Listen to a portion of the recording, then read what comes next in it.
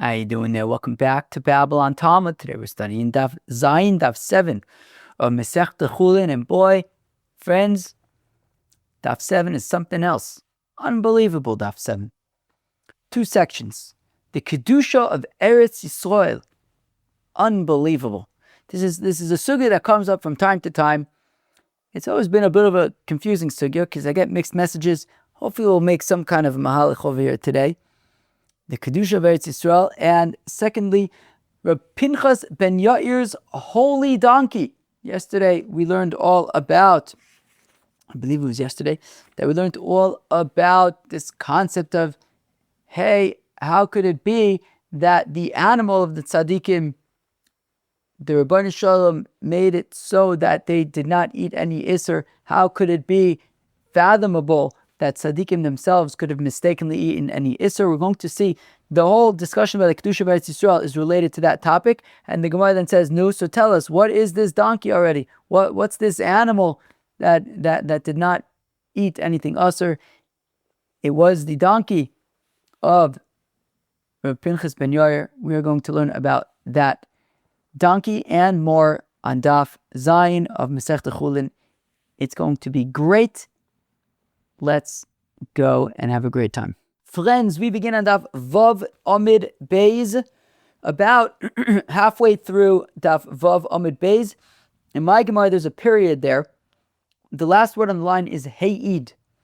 Heyid Rabbi Yoshua ben Zeruz ben Chomiv shel Reb Meir Lifnei Rabbi. Rabbi Yehuda ben Zeruz, who was the son of the father-in-law of Reb Meir. Who was Reb Meir's father-in-law? Reb Chanina ben Trajan, I believe. So apparently, Reb Chanina ben Trajan had a son, Rabbi Yehuda ben Zeruz. Okay. And Rabbi Yehuda ben Zeruz testified before Rabbi Yehuda Nasi about his, I guess, brother-in-law, Reb Meir. He testified about Reb Meir. Reb Meir she'ochel olish shel yerek bebeis shan, that Reb Meir ate a vegetable leaf in Beit She'an. Where is Beit She'an? I didn't look that up. Let's see. If I go to quickly, let's open up maps over here. Let's see. Maps. Okay, great. Beit She'an. There it is. Beit She'an. Where is that? Okay, let's zoom out a little bit. It is. Oh, okay. Okay. It's like kind of north. It's like not too far from like Tiberias. Okay, but kind of somewhere in the middle there. It's in the West Bank? No, it's above the West Bank. Interesting. Okay, Beit She'an. Very, very interesting. All right. Well, yeah, it's like, kind of a little bit, it's on like the eastern side of Israel, a little bit lower than Haifa. So Haifa's like on the western side by the Mediterranean, and Beit She'an's kind of closer to the Jordan. Very interesting. Okay, well, Beit She'an. That's what we're talking about. Beit She'an. So, Hey Rabbi Yoshua ben Zeruz ben Chomiv shel Reb Meir Lifnei Rabbi al Reb Meir she'achol olish shel yerek bebeit She'an.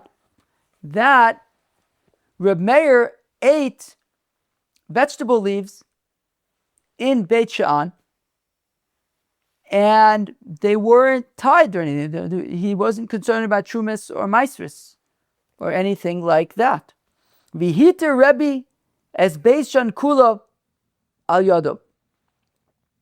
And based on this testimony of Rabbi Yehuda ben Zeruz, Rabbi concluded Beit She'an is not part of Eretz Yisroel, and as such, you don't need to separate Trumas and Maisris, which explains why Reb Meir ate these vegetable leaves in Beit She'an without tithing them. Now, technically, Midoraisa vegetable leaves are potter from Trumas Maisris. Trumas Maisris is Trumas Dagon Tirosh V'Yitzar, grain, grapes, and olives. These were vegetable leaves. However, Midirabanan, we separate Trumas and Maisris. But if it's in Chutz La'aretz, we would not separate Trumas and Maisris on these vegetable leaves. Now, so Rebbe concluded, based on the testimony of Rabbi Yehuda ben Zeruz about Reb Meir, that Rabbi Meir would eat these vegetable leaves and he didn't separate Trumas and Maasros, Rabbi concluded based on that testimony that Beis Shan is not part of Eretz Yisroel. Chibru olav echov uveis oviv, and Rabbi Yehuda Nasi's brothers and the household of his father, they all said, "What are you doing?" Amrulo makom shavisecha ve'avos avisecha, a place that your fathers and your fathers' fathers, nagu bo iser, treated Beit Shan as Eretz Yisroel and would separate Trumas and Maasros and would not eat untied food from Beit Shan. Ato tinok bo heter, you Rabbi Yehuda Nasi are going to come and all of a sudden, based on the testimony of Rabbi Yeshua ben Zeruz, you're going to conclude and paskin for the Yidden that Beit Shan is Chutz La'aretz, Beit Shan is not Eretz Yisroel.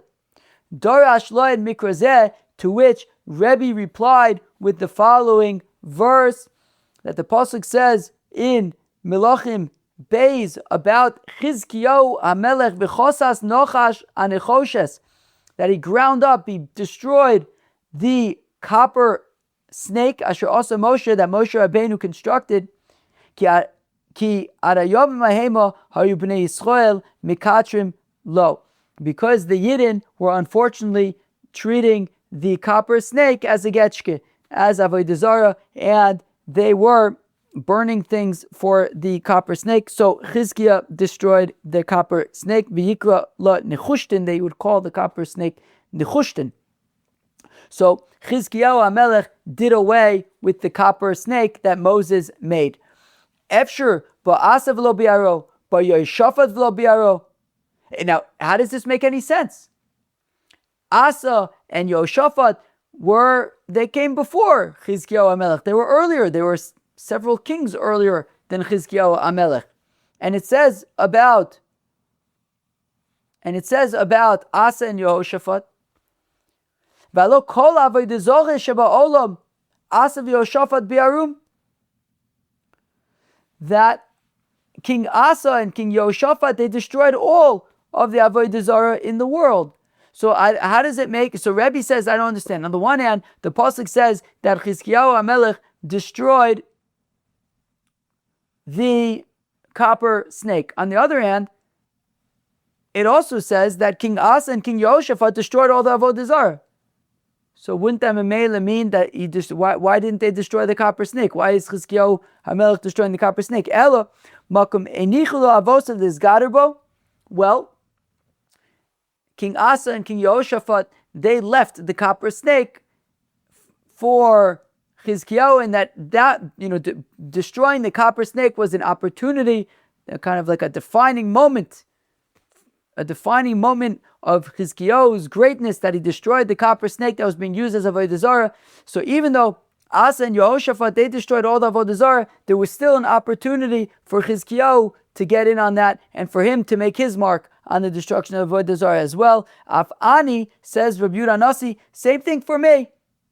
Makom enichu li avosa lizgader bo, that my fathers left for me an opportunity to contribute to, I guess, the discourse around what is considered Eretz Yisroel and what isn't. Where do you have to separate Trumas and Maasros and not? So yes, up until now, it is true. My fathers and my fathers' fathers, they would treat Beit Shan as Eretz Yisroel.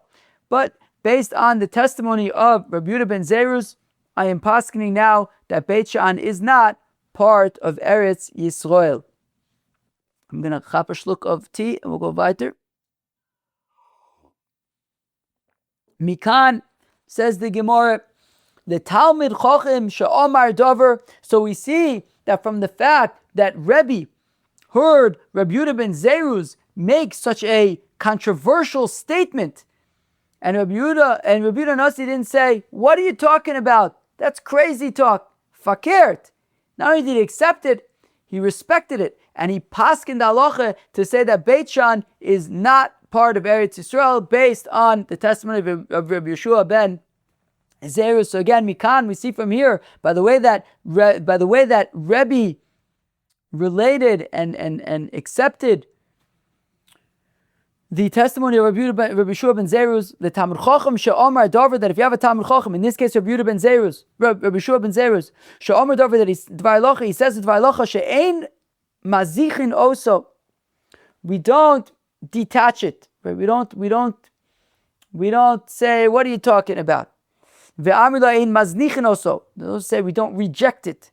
Ve'amila ein mazchichin oso. We don't say you are so haughty for saying that thing.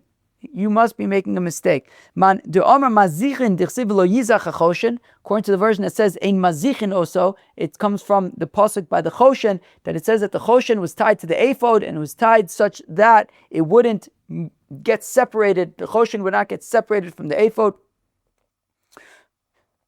Uman de Omer, the choshen would not get separated from the ephod. Uman de Omer ein maznichin.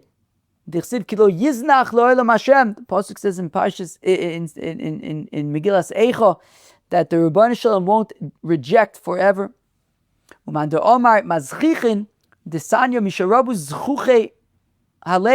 when the haughty people became numerous, Ravu Machlekes Yisroel, there became, unsurprisingly, lots of infighting, lots of dispute among Israel that coincided with an increase in haughty people.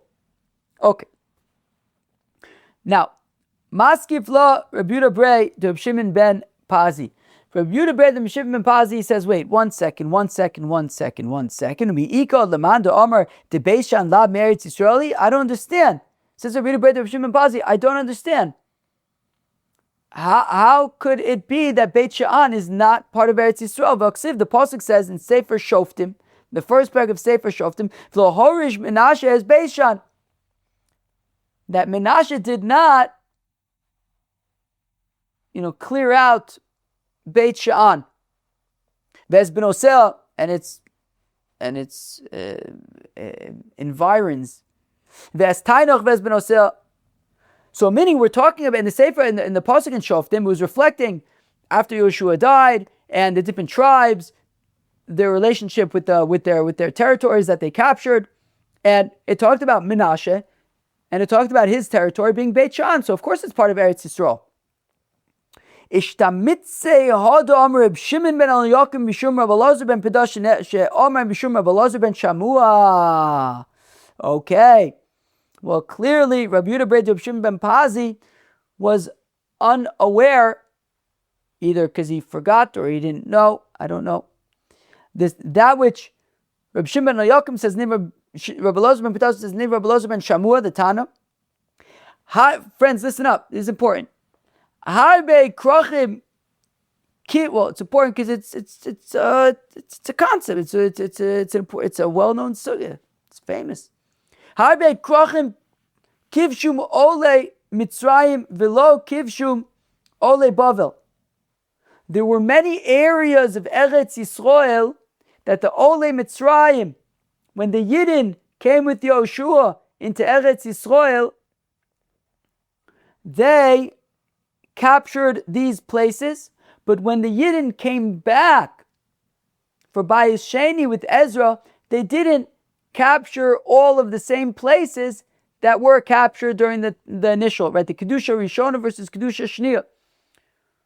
When the Yidden came in with Joshua and when the Yidden came in with Ezra. When the Yidden came in with Joshua, there were more places that the Yidden captured. When the Yidden came back with Ezra, there were less places that the Yidden captured. And that was by design. V'kasover kedusha Rishona kitchel shaita v'loi kitchel asid lavo. And Rabbi Elazar ben Shamua holds, that's Rabbi Elazar, the Tana, that the kedusha Rishona, right? There was kedusha Rishona and kedusha Shniya. Kedusha Rishona, the initial holiness, is when the Yidden came into Eretz Yisroel with Joshua. The second holiness is when the Yidden came back to Eretz Yisroel with Ezra. And Rabbi Elazar holds that the initial holiness, the kedusha Rishona, from the time of Joshua, Kidsha L'Shaita, was temporarily Kodesh. There was kedusha so long as the Yidden were living in Eretz Yisrael throughout, or from the time of Joshua, throughout Bayis Rishon. However, v'lo kitchelas lavo. Once the Yidden were exiled from Eretz Yisroel, when Bayis Rishon was destroyed, that kedusha went away. So a place like Beit She'an, yes, the pasuk in Shoftim does in fact talk about how Menashe didn't drive out all the people living in Beit She'an. Yes, Beit She'an was part of the, was included, which is why we're discussing it in Shoftim. It was included in Eretz Yisroel initially. But when the Yidden were exiled from Eretz Yisroel by Churban Bayis Rishon, the kedusha of Eretz Yisroel, along with the kedusha of Beit She'an, or the kedusha of Beit She'an, along with the general kedusha of Eretz Yisroel, went away. And only when the Yidden came back with Ezra and they established new areas, those areas that they established, that they moved into, those places they were machzik, they held on to, those places received renewed kedusha. But a place like Beit She'an, they were not machzik. A place like Beit She'an, they left, meaning they didn't resettle it, they didn't reclaim it as part of Eretz Yisrael, so it remained not part of Eretz Yisrael. What's the nafkamina? V'nichum kidei sheyismuchu alein aniyim b'shvius, because there was an important concern, an interesting important concern. We've seen this before, Masechta Chagiga. How are people going to eat on Shemitah, particularly poor people? Right? Poor people don't have anything. Shemitah is going to be awfully difficult for them. Well, how are they going to eat? So they preserved certain areas, Beit She'an being one of them, that did not have Kedushas Eretz Yisrael. And since it did not have Kedushas Eretz Yisrael, so therefore there was no Kedushas Shvius over there. If there's no Kedushas Shvius over there, you can work the land. And if you can work the land, then you are going to be leaving Matnos Kehuna. It's interesting, if there's no Kedusha, then why are you separating Trumas and Maisis or whatever? So I imagine it's probably Derabanan. I imagine we're probably talking about Derabanan for certain things, maybe like wheat or whatever. It's interesting. I don't know, I was thinking about it, right? If the whole point is that Beit She'an is not part of Eretz Yisrael, which is why Reb Meir is eating these vegetable leaves without separating Trumas and Maisis, then how does it help in terms of Matnos Kehuna, Matnos Aniyim on Shemitah? But maybe it could be Derabanan. Right, because even something like wheat or whatever, which in Eretz Yisrael is chayav in truma samaisus midoraisa, so in Beit She'an it would be chayav midorabanan. Maybe he's talking about that. Therefore, if it's chayav in truma samaisus midorabanan, it's also going to be chayav in matnus guna leket shich chaper. Anyway, so they left certain areas that they did not make holy in that way during Shemitah. There would be areas that it would be permitted to work during Shemitah, and the aniyim would be able to find food, matnos aniyim, parts of the field that were left for them during Shemitah. Okay, gewaldig. Let's just talk about that for 1 second. Let's talk about this for 1 second. Kedusha rishona kitcha l'shaita v'lo kitcha l'asid lavo. Let's talk about that after I take a shluck of tea. This concept comes up from time to time. Kedusha rishona kitcha l'shaita v'lo kitcha l'asid lavo. Kedusha rishona kitcha l'shaita v'kitcha l'asid lavo. The initial kedusha of Eretz Yisroel, when the Yidden came into Eretz Yisroel, was that a permanent kedusha or was it a temporary kedusha? So interestingly, the Rambam says different things. We learned in Masechta Zvachim, we learned a Mishnah. It was on Daf Kuf Zayin in Masechta Zvachim. We quoted a Mishnah from Masechta Edius, which says kedusha rishona kitcha l'shaita v'kitcha l'asid lavo, right? V'kitcha l'asid lavo. And the Rambam writes in Hilchos Beis HaBechira and in Hilchos Maaseh Korbanos that you can even bring korbanos nowadays, and you could bring Meiser Sheni to Yerushalayim nowadays, because the kedusha of Yerushalayim from the time of Shlomo HaMelech persists. Yet he also paskins, like we say on this Gemara, kedusha rishona kitcha l'shaita v'lo kitcha l'asid lavo, and he quotes the Shita of Rabbi over here in Hilchos Truma. In Hilchos Truma or Trumis?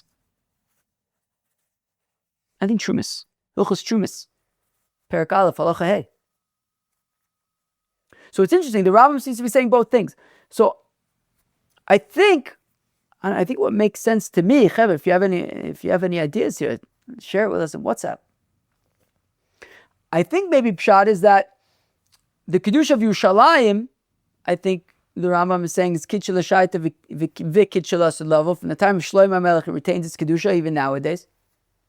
And the kedusha of the rest of Eretz Yisroel was kitchel shaita. It was initially kadosh, but then went away when the Yidden were exiled. But then it came back during the time of Ezra, and I think it still persists till now as well. Rashi also says that it persists till now. Anyways, I think that's what you could say about this sugya, because it comes up from time to time, and it's always confusing because it feels like, wait, do we say, we've been consistent here? But I think maybe you could say that the kedusha of Yerushalayim was kitchel shaita v'kitchel asulav from the time of I think the Rambam says Shlomo HaMelech from the time of the first Beis HaMikdash. But the rest of Eretz Yisroel, I think, would be kitchel shaita v'lo kitchel asulav. But then the Yidden came back, and whatever parts they settled took on renewed kedusha. I think maybe you could say that. Any ideas, friends? Okay. So now says Rabbi Yirmiyah to Reb Zera, "V'ha Reb Meir ole ba'almahu de'achil." So Rabbi Yirmiyah asked a great question to Reb Zera. He says, "Wait, one second. What are we trying to prove here? What happened?" Rabbi Yehuda ben Zerus testified about Reb Meir that he ate a leaf of a vegetable in Beit Shan. Based on that, Rebbe Paskin, Beit Shan is not part of Eretz Yisrael because Reb Meir ate a leaf of a vegetable there. You can argue that a leaf of a vegetable would be considered achilas arai, temporary eating. Even something that's chayiv, something that is not, you're allowed, right? So long as it's not yet chayiv in Trumas and Maasros, you can eat temporary, right? Meaning, if he kind of collected that leaf and then just ate it in a temporary way, that should be fine. What's the big deal? That's not a proof that there's no Trumas and Maasros. You're allowed to eat achilas arai, temporary eating, even before, right? So long as it's not yet chayiv in Trumas and Maasros. But if you just kind of pick a leaf, you can eat that in a temporary manner. So isn't that what Reb Meir was doing? How is that a proof that this is not part of Eretz Yisrael? It could be very well part of Eretz Yisrael, but because he's kind of picking it and eating it in a temporary manner, that was okay nonetheless. So Amar Rabbi Yirmiyah Reb Zera says, Rabbi Yirmiyah to Reb Zera, v'ha Reb Meir ole ba'almo de'achil.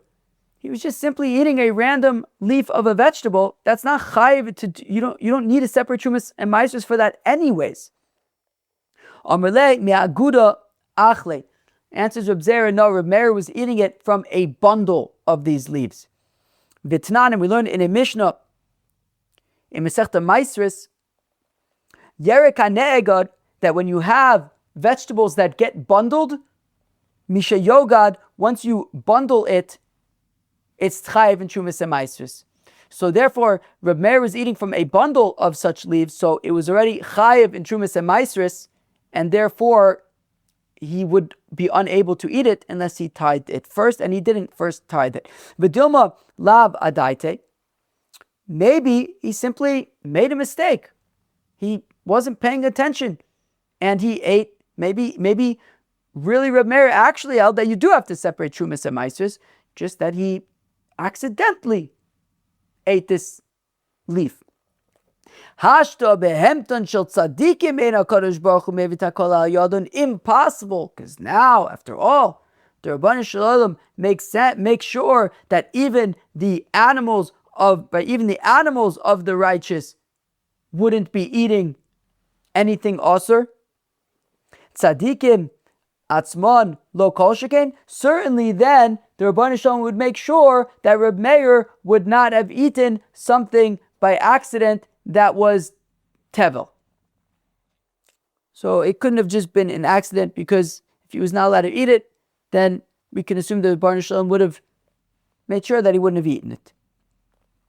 V'dilma Iser alei mimakom acher. Maybe we just didn't see him separate the tithe. Maybe he has other such leaves at his house, and he says, I'm going to separate those leaves those leaves that I have at my house are going to be Trumas and Maasros, so that now I can eat these leaves over here. So maybe he did actually separate Trumas and Maasros, we just didn't see. Lo nechshedu chaverim lisrom shlom and amukaf. No. Chaverim, people who are trustworthy when it comes to Trumas and Maasros, they don't do that. They only separate Trumas and Maasros from what is in front of them, because they don't know what's going on in the house. Who knows? Maybe after he left, a mouse came and ate up all the stuff. In which case, he thinks he's separating Trumas and Maasros from what he has in his house, but actually, what he has in his house no longer exists. He doesn't know. So any chaver, any trustworthy person when it comes to Trumas and Maasros will only separate Trumas and Maasros from what's in front of them. So from the fact that Rabbi didn't do that, clearly he didn't separate Trumas and Maasros. Well, maybe what he did was, he was kind of had these leaves in front of him, and he looked at one part of the leaf pile and he said, okay, that part is going to be my Trumas and Maasros, and then he ate from a different part. So Omar lei chazi man gavra rabba komisayid alei, to which Reb Zera says, hey, forget it. We're talking about the testimony here of Rabbi Yeshua ben Zerus. Rabbi Yeshua ben Zerus is a special person. Right? He's an Adam Gadol, Gavra Rabba, he's an Adam Gadol. If an Adam Gadol is testifying, right, Rabbi Yeshua ben Zerus knows that he's making a bold claim, that Rabbi Yeshua ben Zerus is saying to Rabbi Yehuda Anasi, Reb Meir, Rabbi Yehuda Anasi was a Talmud of Reb Meir. Right? We learned about that in Masechta Eruvin. Rabbi Yehuda Anasi says that the reason why why Rabbi Yehuda Anasi is so great is because he saw the back of the head of Reb Meir. I believe that's what it says. If you saw the front of his head, he would be mind-blowingly great, even way greater than he is. You see the kind of respect and the way that, right, the type of kavod and stature that Rabbi Yehuda Anasi would give to Reb Meir. Rabbi Yeshua ben Zerus must have been aware that he's making a bold statement with nafkaminis by saying that Reb Meir ate these vegetable leaves and didn't separate Trumas and Maasros.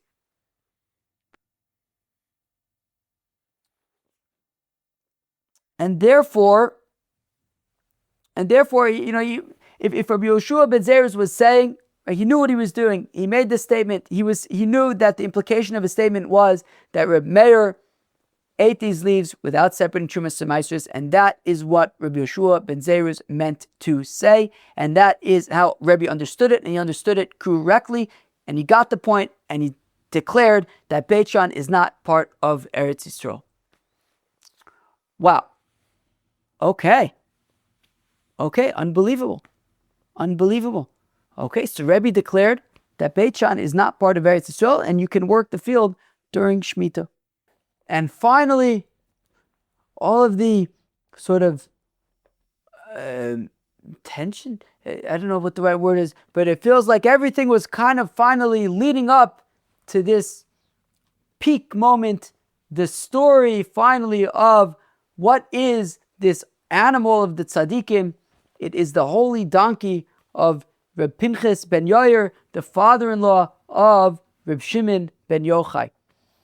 My Behemten Shel Tzaddikim, what's this animal of the tzaddikim that wouldn't be fed anything?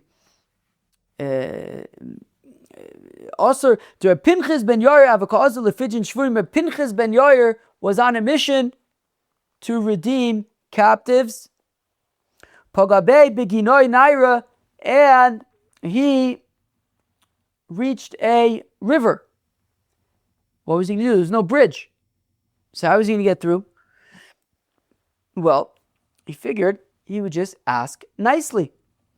Omerle ginoi chalukli meimech ve'ever bach.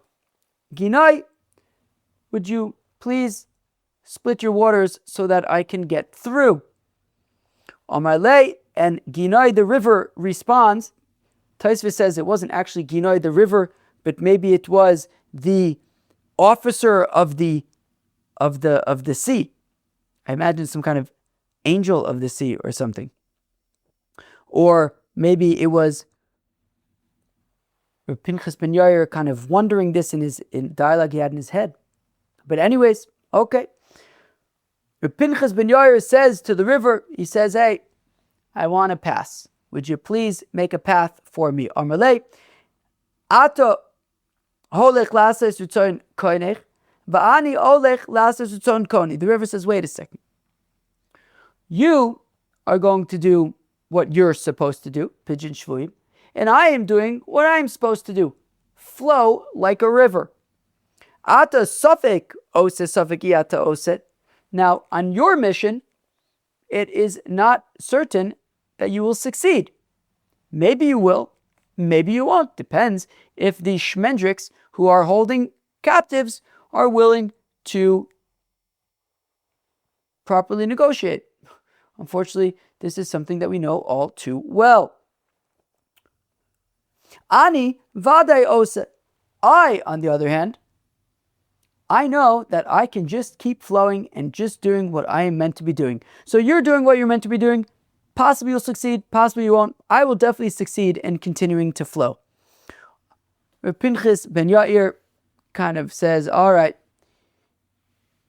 if you're not going to play ball, Omarle imiata cholek gozrani alayich shelo ya'avru bach mayim le'olam. All right, tough guy. If you don't split from me and allow me to walk through, I am going to decree about you that you're going to dry up. That's it. No more flowing waters, no more doing the ratzon konech. Chalakle, seeing that the river had no choice, he was given an offer he could not refuse, and he split. There was a yid with Rabbi Pinchas ben Yair, traveling with Rabbi Pinchas ben Yair, who was transporting wheat for Pesach, for matzahs.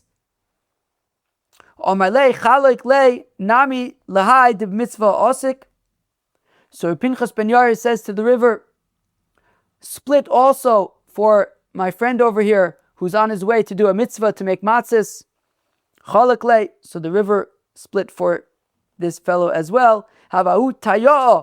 The lava ba'adayu, and there was an Arab merchant who was also in their little group of travelers. Amarle, and Rabbi Pinchas ben Yair said to the river as well, Chalokle nami lahai, also split for our fellow traveler over here, the Arab merchant, Dilo lemos, that nobody should say, Kach osim livnei levoya, that this is how the Yidden treat people who are traveling with them, that they leave them stuck on the other side of the river. So Chalakle, and the river split also for that merchant. Omar, Rav Yosef says, Rav Yosef, Kamenofish Gavra mi Moshe v'shisin ribivon, that Pinchas ben Yair is even greater than Moses and the 600,000 Yidden. The ilu hasam chad zimna v'achat tzlasa zimnin. By the Yam Suf, when the Yidden crossed through the Yam Suf, the sea split one time, but here the river split 3 times. So look at how amazing Rabbi Pinchas ben Yair is, even greater than Moses and the 600,000 Yidden. V'dilma ochanami chad zimna.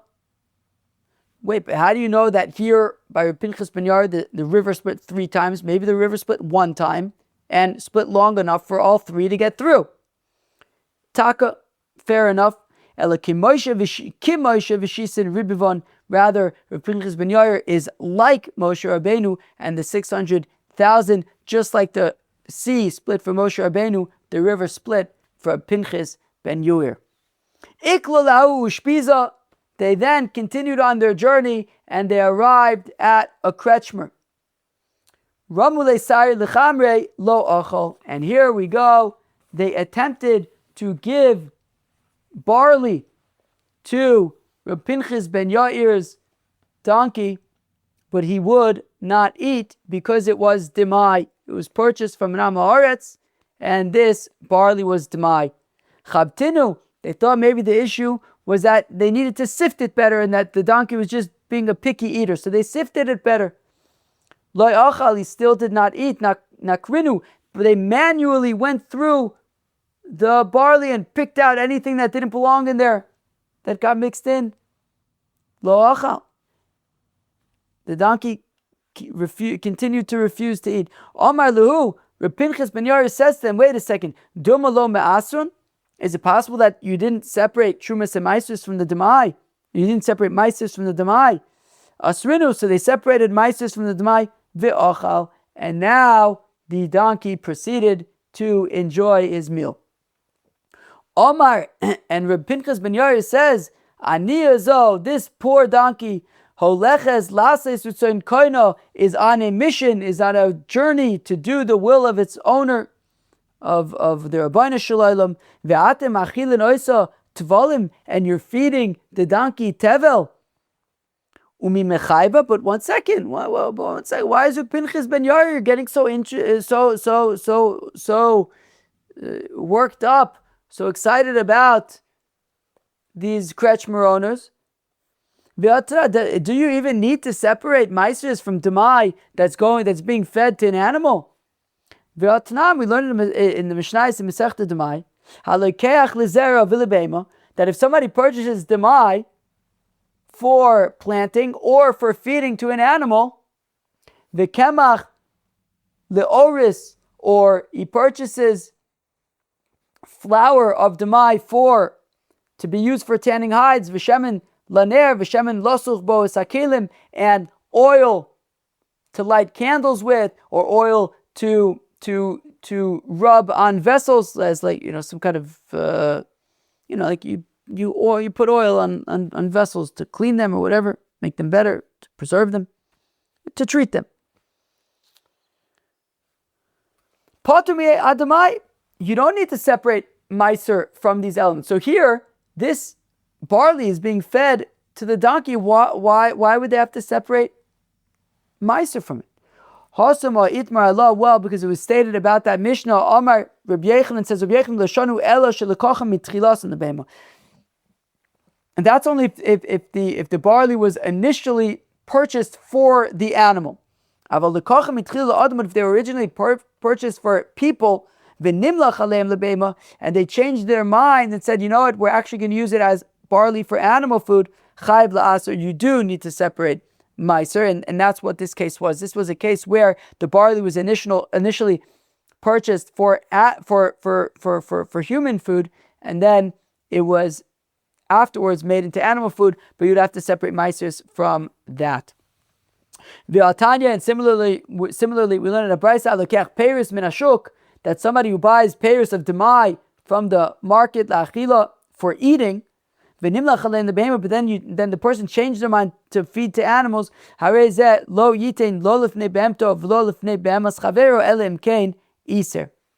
That you only feed your animals or your friends' animals from these fruits that were purchased initially for people. So you'd have to separate meiser first.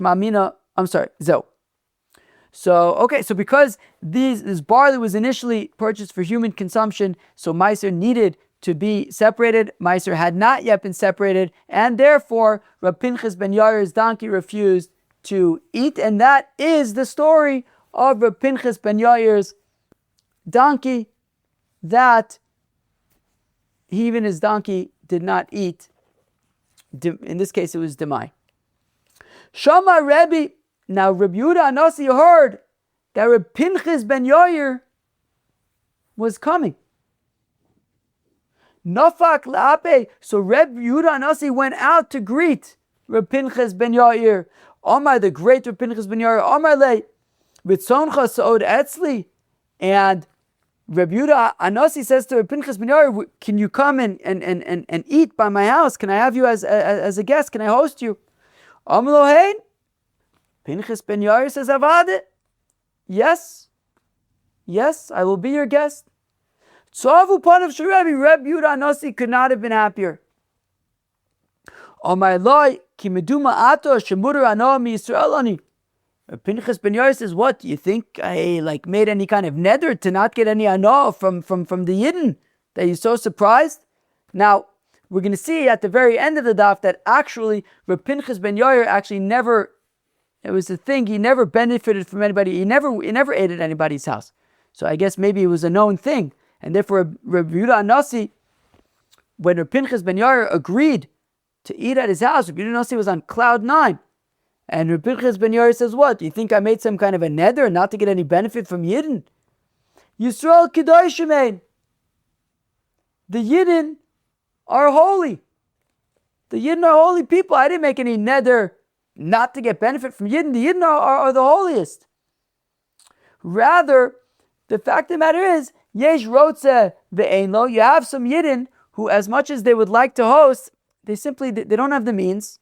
And I don't want to be a burden on them. So I kind of refrain from being hosted by them, because even though they would be very happy to host, it would be too difficult for them. So I stay away from that scenario. And yesh lo, there are those who have the means to host, but at the end of the day, they don't really want to. Uchsiv, the pasuk says in Mishlei, Al tilcham es lechem ra'ayin, don't eat the bread of a stingy person, val tisov limat amosov, and don't enjoy his delicacies. Kikimo shoar benafsho kenu, is a person who's always making cheshbonis and accounting every single bit of bread that he provides. Echol ushesei yomalach, he's going to be saying to you, eat, drink. V'libo bal imach, but the fact of the matter is, his heart is not matching his words. He doesn't really want you eating to be hosting you. So Reb Pinchas ben Yair says, look, the reason why it doesn't work out usually to eat at people's houses, or always, is because, some people want to host, but they can't afford it. Some people can afford it, but they don't want to. Ve'ata, but Rebbe, you on the other hand, I agreed, wrote it, because you want to host me, v'yesh and you can afford it. So yes, it would be my pleasure. Mia, however, Hashta misarhivna de bemilsa de mitzvah katarachna.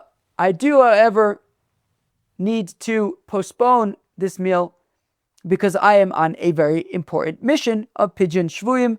I must be getting on my way. However, ki adrona, on my way back, asina ailana ligaboch.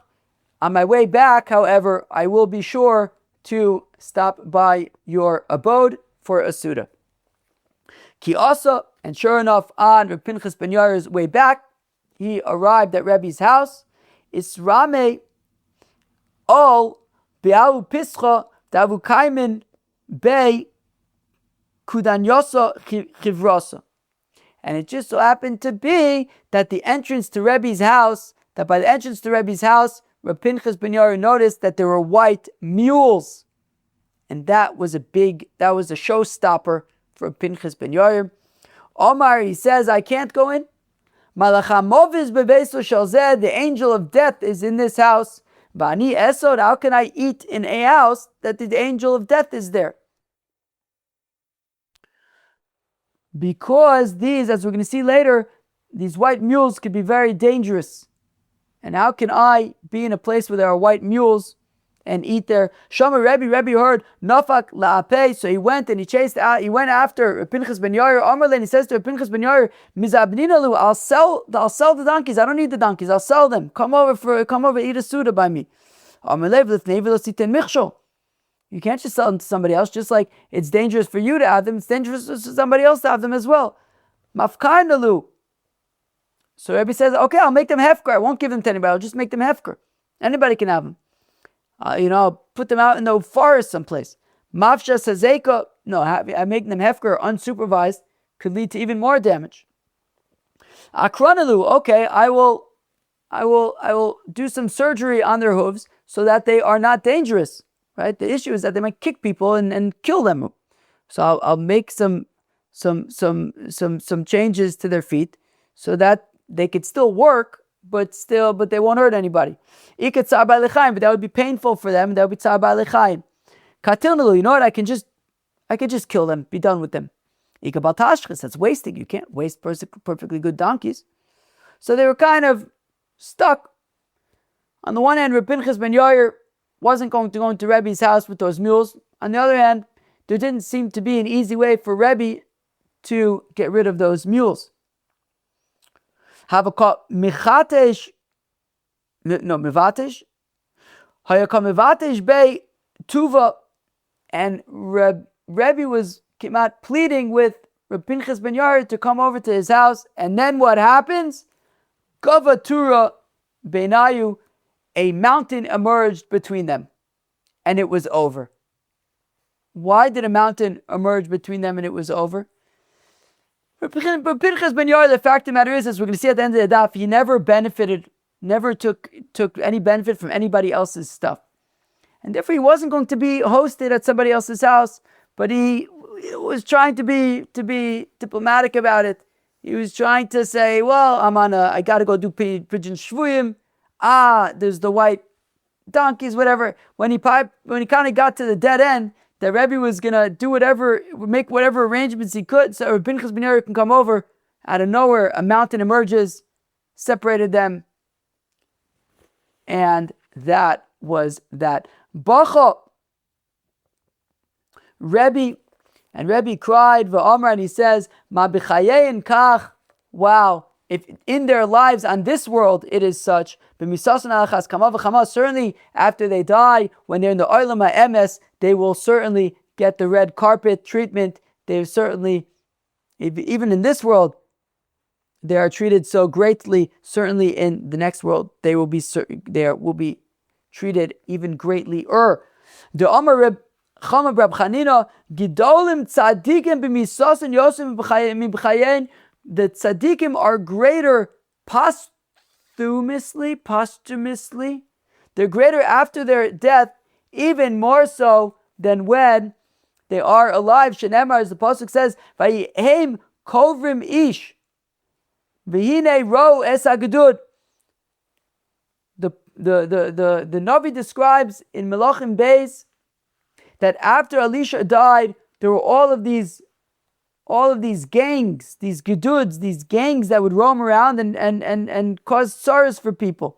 And it says one time, one time people were burying a fellow, and as Rashi points out, this fellow was a modno guy, was not a good guy, he was a Rasha.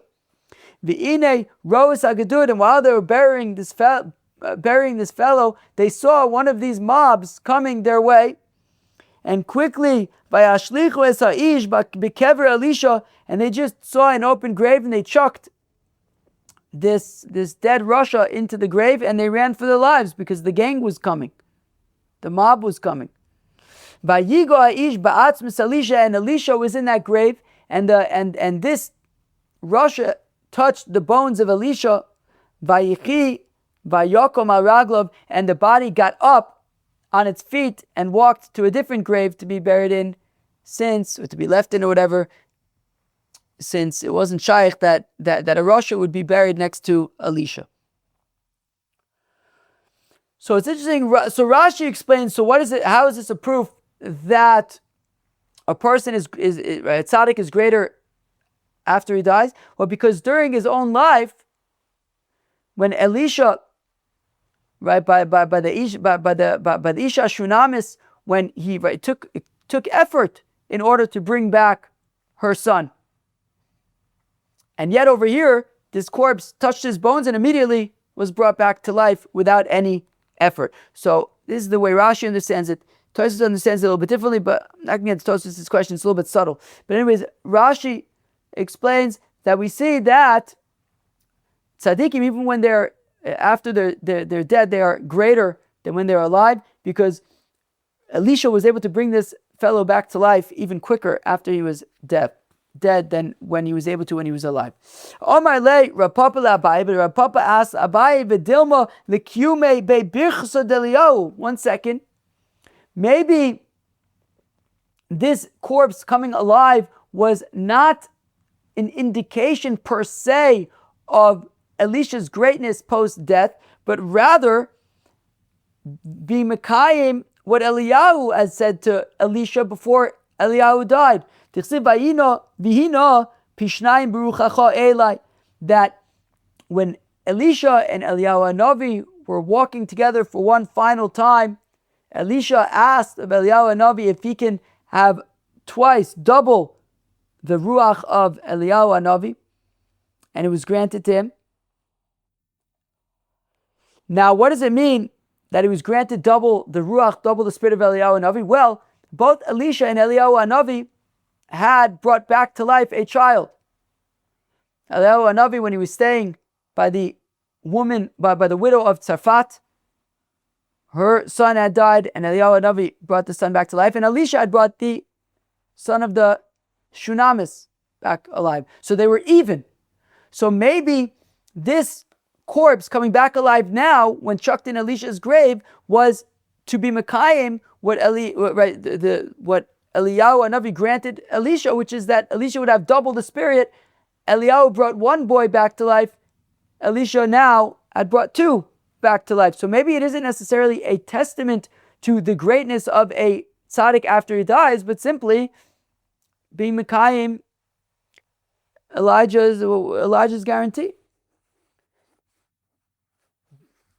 So Amrle Yehochi, Abai responds, no, this is not that. This is not a kiyum of that pasuk of the Pishnayim.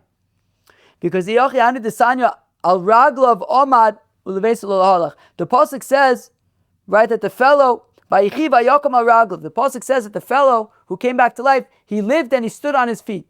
And we learn in the Brisa, he stood on his feet, and that was about it. He didn't exactly go home and live another 20 years. No, he stood on his feet, went to a different grave, and collapsed there. So this wouldn't really be an example of bringing somebody back to life. It's kicking somebody out of a grave. That's all it is, into a different grave. So Ela b'mayi kaim, okay, fine, but then that might be fine and good, but then how was the Shavua? Well, how was this guarantee? How did it happen? Meaning, Elijah had said to Elisha, yes, you will have twice the spirit, my spirit. So they both, right, they're even. Elijah with the child of the Tzarfati widow, and Elisha with the child of the Shunamis. So where did Elisha get the double?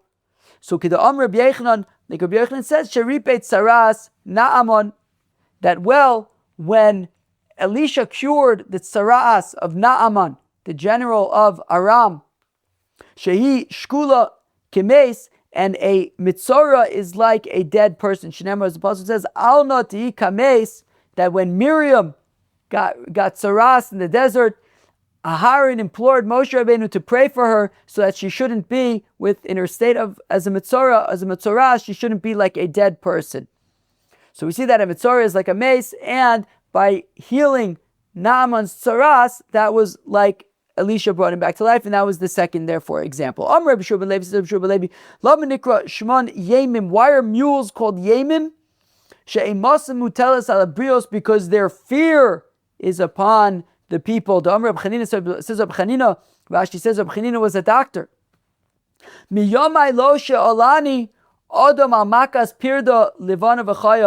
all of my years as a doctor, I've never seen a white mule injury that the victim survived. What do you mean? People do survive such injuries. Ema v'chayas. No, rather means, and I've never seen it heal. I've never seen it heal properly. What do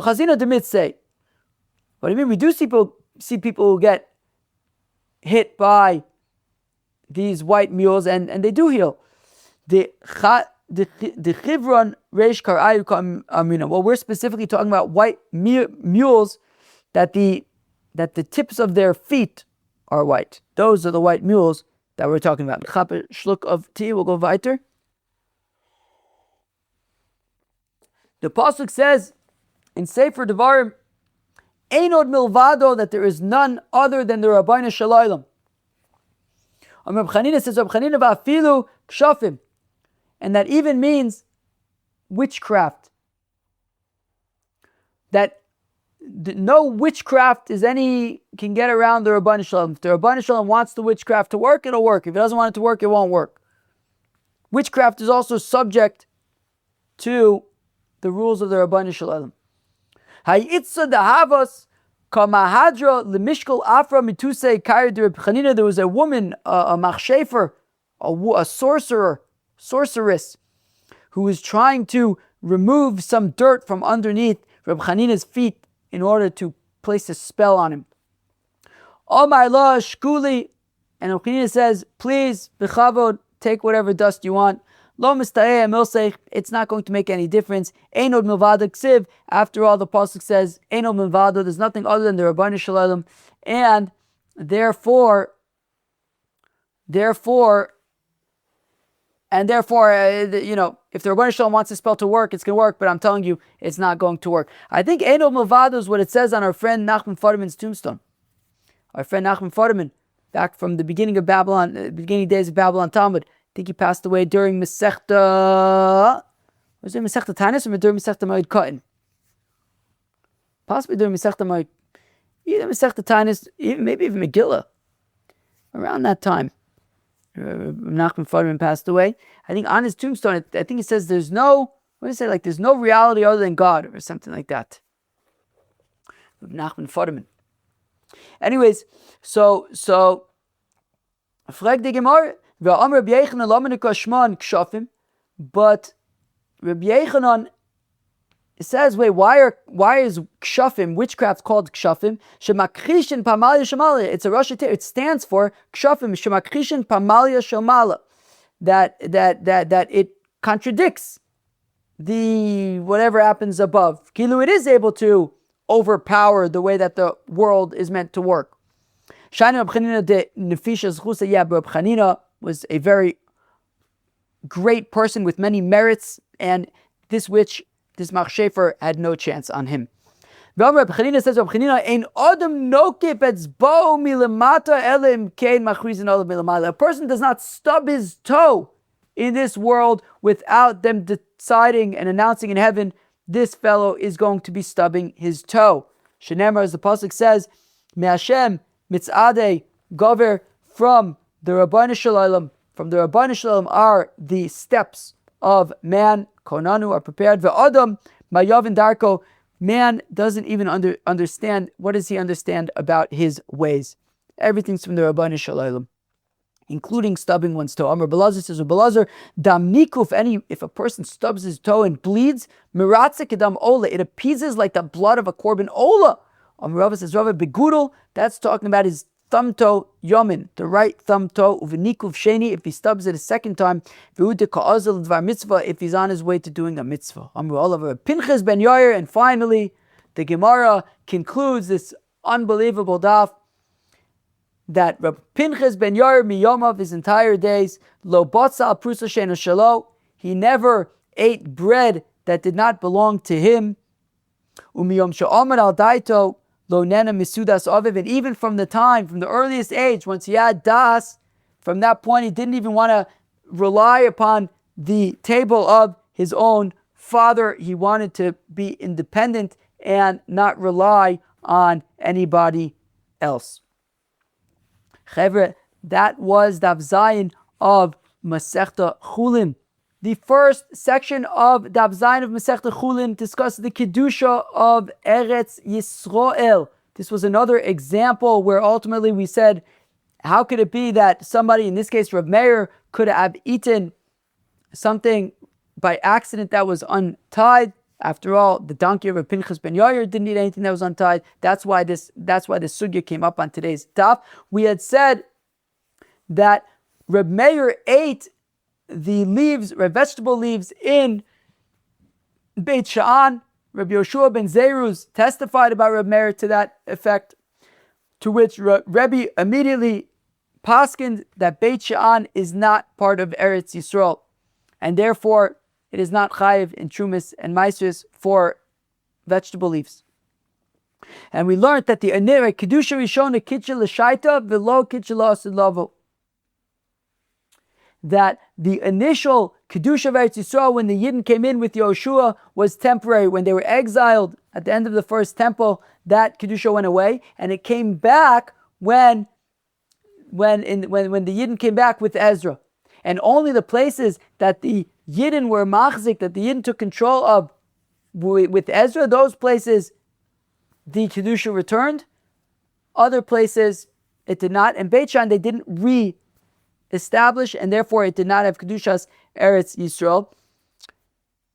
There was, we discussed that the Rambam, however, does say that the kedusha of Yerushalayim remains. So it sounds like there is a difference between the kedusha of Yerushalayim, which is eternal, at least the Rambam, and the kedusha of the rest of Eretz Yisrael, which I believe at this point is still eternal, but there was, initially it was only temporary. Okay.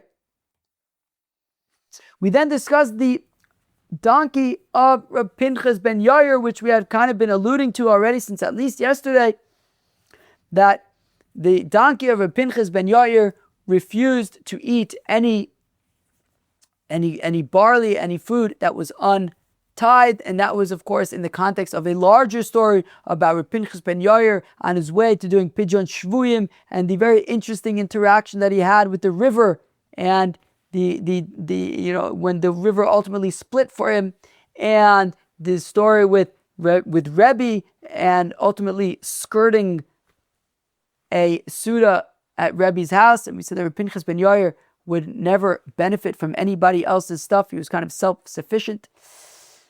Very interesting daf today, Daf Zayin Masechta Chullin. I hope you enjoyed and have a great day. Cheers.